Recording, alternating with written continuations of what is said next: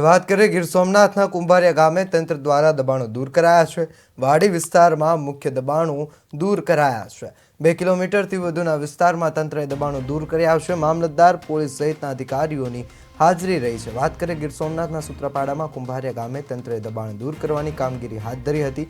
કુંભારિયા ગામના વાડી વિસ્તારમાં મુખ્ય રોડ પર દબાણો દૂર કરવામાં આવ્યા છે। મુખ્ય રોડ પરના 2 કિલોમીટરથી વધુના વિસ્તારમાં તંત્રએ દબાણો દૂર કરવાની કામગીરી હાથ ધરી હતી। મામલતદાર, સ્થાનિક પોલીસ સહિત વહીવટી તંત્રના અધિકારી દ્વારા રસ્તા પરના દબાણો દૂર કરવાની કામગીરી હાથ ધરવામાં આવી।